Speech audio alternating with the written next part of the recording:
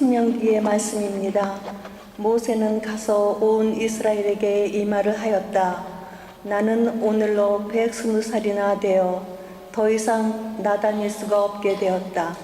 또 주님께서는 나에게 너는 이 요르단을 건너지 못할 것이다 하고 말씀하셨다.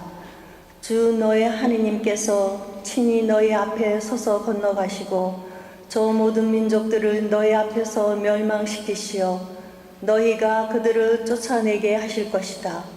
주님께서 말씀하신 대로 여호수아가 너희 앞에 서서 건너갈 것이다. 주님께서는 아모리족의 임금 시온과 옥과 그 나라를 멸망시키신 것처럼 저들에게도 그렇게 하실 것이다. 이렇게 주님께서 그들을 너희에게 넘겨주시면 너희는 내가 너희에게 명령하던 모든 계명대로 그들에게 해야 한다. 너희는 힘과 용기를 내어라. 그들을 두려워해서도 겁내서도 안 된다. 주 너의 하느님께서 너희와 함께 가시면서 너희를 떠나지도 버리지도 않으실 것이다. 그러고 나서 모세는 여호수아를 불러놓고 온 이스라엘이 보는 앞에서 이렇게 말하였다. 힘과 용기를 내어라. 너는 이 백성과 함께 주님께서 그들의 조상들에게 주시겠다고 맹세하신 땅으로 들어가서 그들에게 저 땅을 나누어 주어야 한다. 주님께서 친히 내 앞에 서서 가시고 너와 함께 계시며 너를 버려두지도 저버리지도 않으실 것이니 너는 두려워해서도 낙심해서도 안 된다. 주님의 말씀입니다.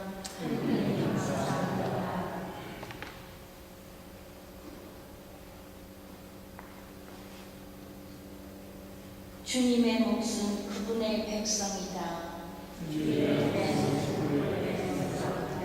내가 주님의 이름을 부르리니 너희는 하느님께 영광을 드려라. 그분은 바위 그 하신 일은 완전하다. 주님의 몫은 그분의 백성이다.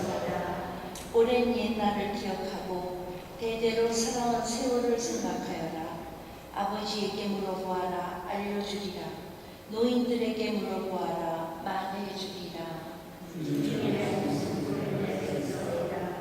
지극히 높이신 분이 사람들을 갈라놓으시고 민족들의 땅을 나누실 때 이스라엘 자손들의 수에 따라 민족들의 경계를 정하셨다. 주님의 몫은 그분의 백성, 그분의 소유는 야곱이었다. 주님 홀로 그를 인도하시니 그 곁에 낯선 신은 하나도 없었다. 알렐루야. 주님이 말씀하신다. 나는 마음이 온유하고 겸손하니 내 멍에를 메고 나에게 배워라. 할렐루야.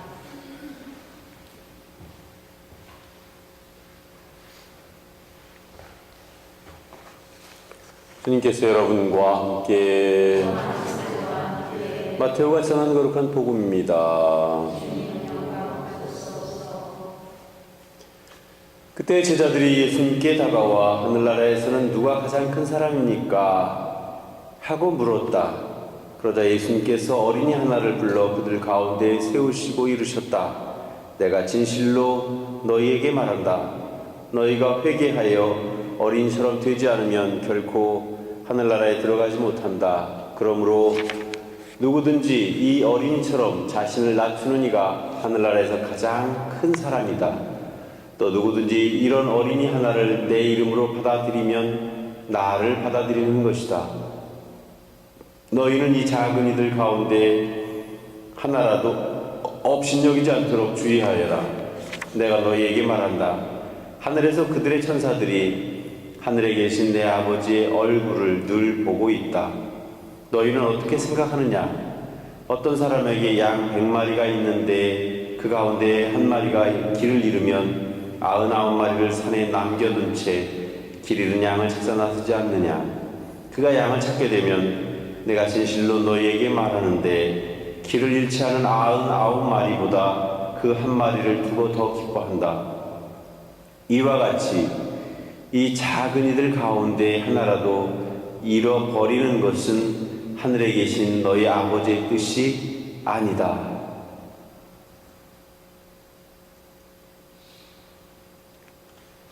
주님의 말씀입니다.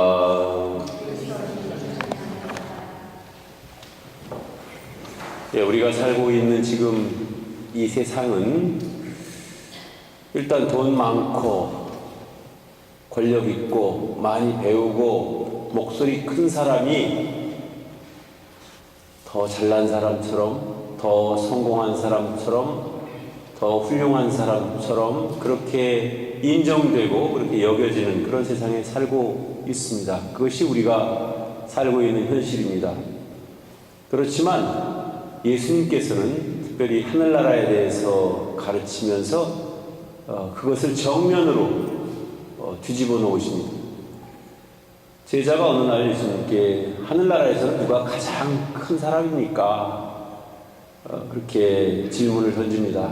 그러자 어린이 하나를 앞에 내세우고 이 어린이와 같이 가장 하찮은 존재가 또 스스로 자신을 낮출 수 있는 존재가 하늘나라에서는 가장 큰 사람이다.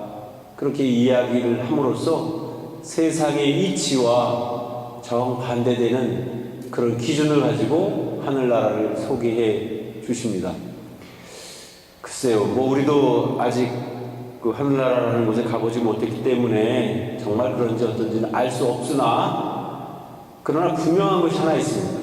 우리가 추구하는 가치는 세상이 추구하는 가치와는 다르다는 겁니다. 이거는 반드시 우리 죽은 다음에나 이루어질 그런 일들이 아니고 우리가 살고 있는 지금 이 세상에서도 우리가 꾸준히 그런 가치에 의해서 살아가야 한다는 겁니다.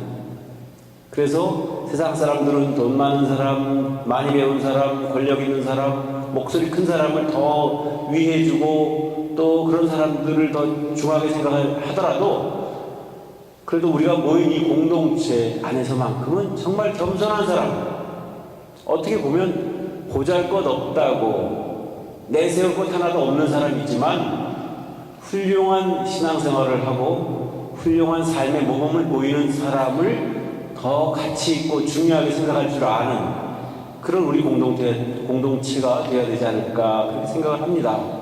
사회는 강자를 위한 논리로 아무리 흘러간다 하더라도 적어도 우리만큼은 강자를 위한 논리가 아니라 약자를 보호하고 약자와 함께 더불어 함께 사는 그런 세상을 꿈꾸면서 또 그것이 꿈에만 그치는 것이 아니라 현실 속에서 우리가 그것을 실현해 나가는 것, 그것이 바로 하늘나라를 이 땅에 세우는 것이 아닐까 그런 생각을 해봅니다. 그래서 어쨌든지 잘 이루어지지는 않는 것이 현실이지만 이루려고 노력하는 것, 그래서 담은 100%를 했을 때 10%가 됐든 5%가 됐든 적어도 그런 가치관을 가지고 사는 사람들이 점점 늘어가서 이 세상에서조차 정말 힘 있는 사람 또 목소리 큰 사람이 나대는 그런 세상이 아니고 정말 언제나 누구나 다 평범하게 또 평등하게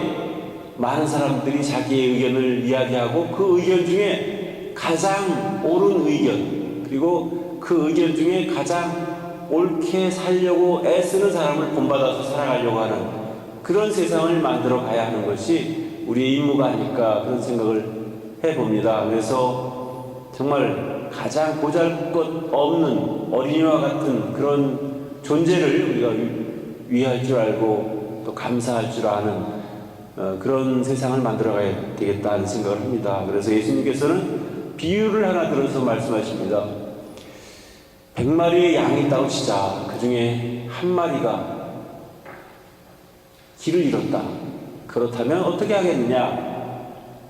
99마리의 양을 그대로 둔 채 그 길 잃은 한 마리의 양을 찾아 나서지 않겠느냐? 그리고 그 길 잃은 양 한 마리를 찾게 되면 기뻐하면서 그 어린 양을 어깨에 메고 돌아오지 않겠느냐? 그렇게 이야기를 해주십니다. 정말 우리가 생각하고 우리는 어쩌면 100마리 중에서 한 마리 잊어버리면 그래 그래도 다행이다 한 마리밖에 안 잊어먹어서 그렇게 생각할지 모르겠지만 예수님의 마음은 그렇지 않다는 거예요. 그러면서 마지막으로 이와 같이 이 작은 이들 가운데 하나라도 잃어버리는 것은 하늘에 계신 너희 아버지의 뜻이 아니다. 분명하게 해주십니다. 너희 아버지의 뜻이 아니다. 그러니까 우리 두 가지로 생각해야 됩니다. 한 가지는 그래서 하나님께서는 아무리 하잘 것 없는 사람들에게도 존중하고 그들마저도 존경하고 그들마저도 함께 하길 바라신다는 것. 또 다른 한편에서는 내가 비록 그렇게 하잘 것 없는 존재이고 내가 잊혀진 존재이고 무시당한 존재이고 묻혀진 존재일지는 모르겠으나 하나님께서는 나마저도 포기하지 않고 계신다는 것. 그래서 내가 스스로 나를 한탄하면서 혹은 자기 자신에 자탄하면서 자기를 스스로 나 같은 사람 살아서 뭐하냐 그렇게 생각할지는 모르겠지만 하나님께서는 정말 하잘 것 없는 그 한 사람까지도 놓치기를 바라지 않으신다는 이런 귀한 말씀을 우리가 가슴속에 새기면서 남들도 하잘 것 없다고 해서 그들을 무시할 것이 아니고 동시에 내 스스로 내가 볼 때 내가 너무나 하찮고 바보 같고 밀리는 것 같은 그런 생각이 든다 하더라도 그런 나를 하나님께서는 잃어버리고 싶지 않으신다는 것을 가지고 그런 생각을 가지고 용기를 한 번 더 내면 좋겠습니다. 그리고 저는 그렇게 생각합니다. 어떤 사람이 정말 잘 살고 모범적으로 살고 훌륭한 삶을 사는 것도 중요하지만 적어도 내가 내 나름대로 애쓰고 노력하는 만큼 그만큼은 그 성과가 눈에 보이든지 안 보이든지 그 성과가 남에게 인정되든지 인정되지 않든지 그게 중요한 게 아니고 정말 하느님 앞에서는 나의 아주 작은 미미한 것조차도 하느님께는 기쁨이 된다는 사실을 꼭 기억했으면 좋겠습니다. 세상에서는 그냥 눈에 보이는 성과 또 눈에 확 띄는 그런 모습들만 귀하게 생각되고 그런 귀한 것이 또 좋은 것이라고 평가를 받고 있는지 모르겠지만 하나님 앞에는 그렇게 눈에 띄고 번쩍이고 귀하고 그런 것이 중요한 게 아니고 가장 정말 하잘 것 없고 하찮은 것일지라도 그 자체의 소중함을 있는 것 자체가 소중하다는 이 사실을 언제나 잃어버리지 않고 있다는 겁니다. 그래서 우리가 모두 다 귀한 존재이고 적어도 하느님 앞에서는 귀한 존재이고 그렇기 때문에 우리의 이 하잘 것 없음도 하느님께는 매우 중요한 의미를 준다는 것을 우리가 꼭 기억했으면 좋겠습니다. 그래서 우리에게 주어지는 하루하루의 삶을 나름대로 누구에게 보이기 위해서가 아니고 내 나름대로 내 안에서 목표를 세우고 하느님의 나라에 들어가기까지 최선을 다해서 살아가는 우리 자신들이 되기를 진심으로 바랍니다.